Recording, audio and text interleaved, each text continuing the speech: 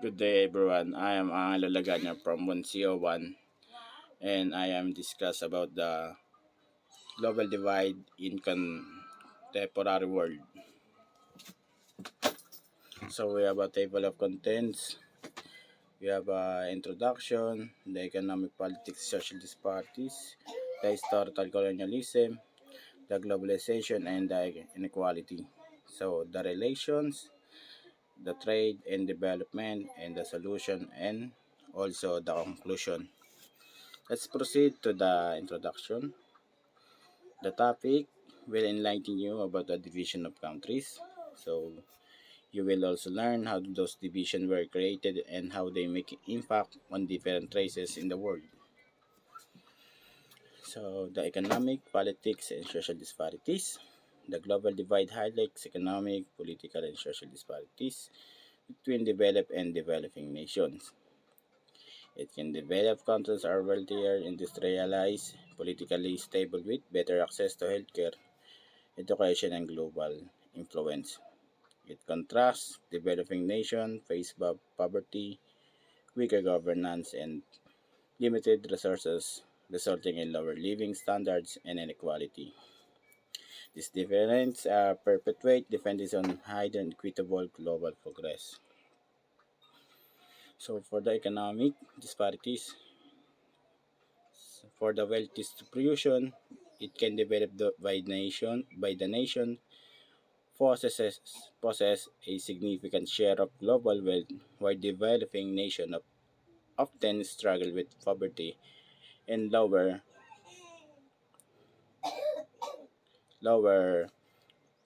GDP per capita. For industrialization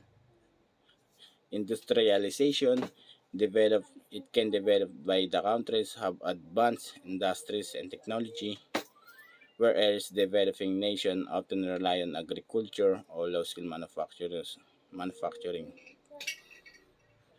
So the access of the resources developed by nations to typically have better access to capital, infrastructure, and global markets, while developing countries face barriers such as debt and trade imbalance.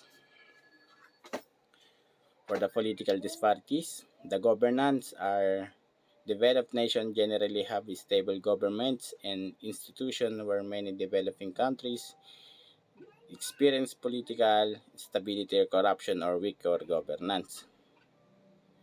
For the global influence, the developed by nations dominate international organizations like UN, IMF, World Bank, and it can be obtained shaping policies that disproportionately benefit them, by developing nations have limited influence in this platform.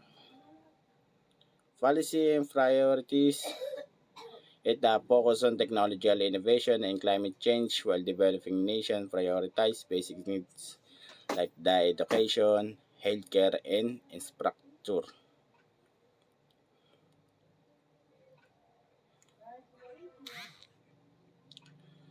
So let's proceed to the historical. So the global divide is rooted in historical causes like colonialism, which exploit the resources and labor in the slave trade, which is disrupted economies, and contemporary factors like globalization and systematic inequality have worsened disparities. Wealthy nations benefit from trade and technology, while developing countries face unfair policies, resource exploitation, and climate challenges. Regarding the colonialism, the colonizing power exploited natural resources, labor, and wealth from colonized regions, enriching themselves while impoverishing others, and the colonial border disrupted local economies and cultural systems, leaving a legacy of political and social instability.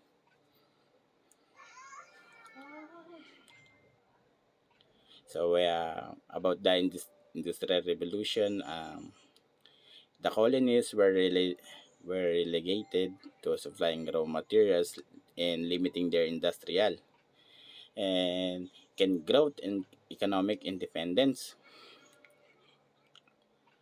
And the wealthier nation industrialized early, gaining economic and technological advantages. For the slave trade, for those who are labor in that time during the colonialism, the transatlantic slave trade stripped African nation of human resources, it creating long-term economic and demographic consequences. So the contemporary causes of the, the causes of the global divide, the globalization, the benefits of globalization such as technology and trade are concentrated in developing nations, while developing countries face exploitation of labor and unequal trade agreements. It can be multinational corporation and often prioritize profit over fair wage and environmental protection and pro- poorer regions. Number two is the systematic inequality. Global institutions like the IMF and the World Bank often impose the policies, like an example of structural adjustment programs. It can be that prioritize debt repayment over development in the poorer nation, which is the lowest nation. The unequal access to education, healthcare, and the technology further widens for the gap. The neo-colonialism, the economic dependence on developed nation.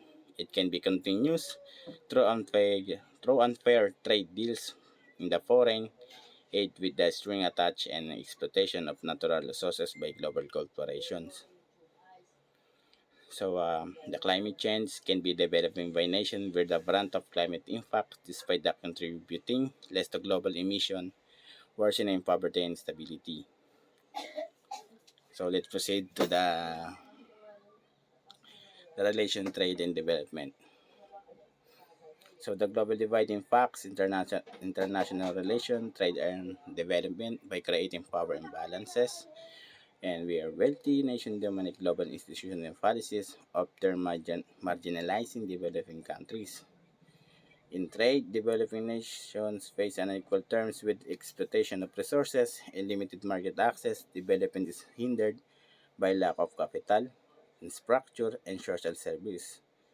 While David defends the perfect property, this provides lead to instability, inequality, and in the hinder progress toward the sustainable development of goals and highlighting the need for the reforms to ensure the fair of the global system. So the power imbalances,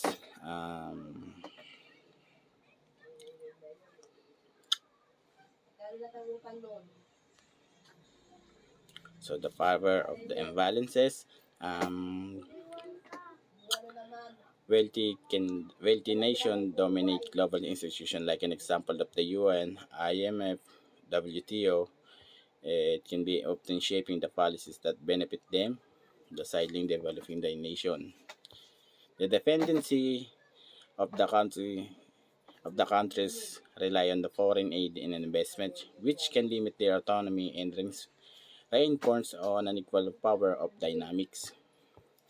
For the conflict and stability, the inequality fuels tension between nations, leading to mistrust, migration crisis, and some cases of the conflict. For the impact of trade, the unequal trade terms developed by nation-controlled trade agreements. So, the often imposing terms that favor their economies while limiting growth in developing countries.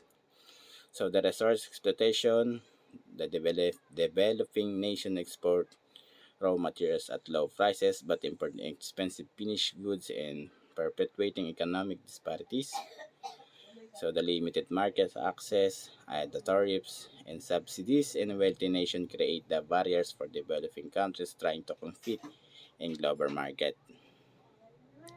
So the impact of the development, those stunted growth are limited access to capital technology, and the infrastructure hinders economic and social development in further nation.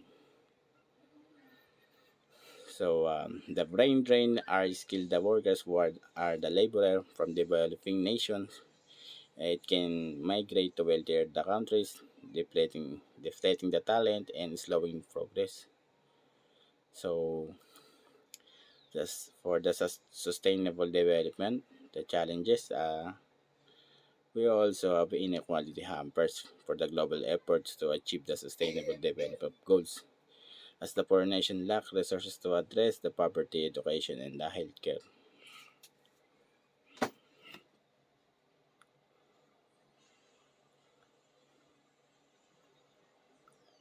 So, proceed tayo dito sa solution. So, the solution to bridge global divides, um, divides and promote equitable development solutions includes reforming global governance to support better representation of developing nations, establishing fair trade policies and offering debt relief supporting of technology, the transfer, improving education and investing in sustainable development practice are also key in addressing climate change. In fact, encouraging regional cooperation among developing countries can foster growth, additionally combating systemic inequality through inclusive policies and supporting marginalized groups will ensure more equitable development globally.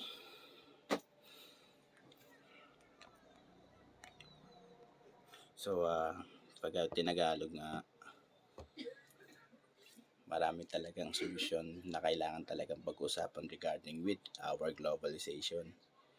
So, paano ba natin ma-improve, paano ba masusustain, paano ba masusuportahan itong mga bagay na to na magkakaroon ng epekto sa ating mundo at ganoon din sa pamumuhay ng mga tao.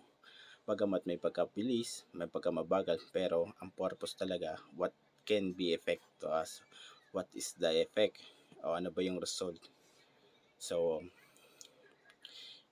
ina-address talaga nito na kailangan talaga natin pag-aralan bago natin gawin. So, as a uh, as a student, like an example ko bilang isang estudyante, bilang masusulunan ko bilang isang estudyante ang kahirapan dito sa ating mundo ay mananatiling akong uh, mabuting tao at sumusuporta sa aking bansa at naglalayon din ako na magkaroon ng kabutihan at ng magandang kabutihan at epekto rito din sa aking bayan. At ganoon na din sa ibang bansa at ating sa globalization.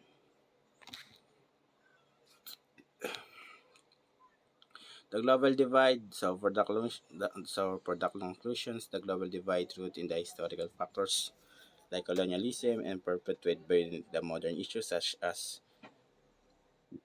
globalization is systematic inequality, continues to create significant disparities between developed and developing nations.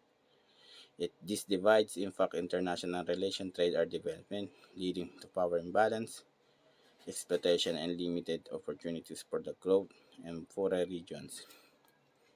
The bringing this divide requires a comprehensive reforms in global governance, fair trade practices, education, climate action, and addressing systematic inequalities. Only through collective global efforts can we promote more equitable development and reduce the enduring gaps between nations.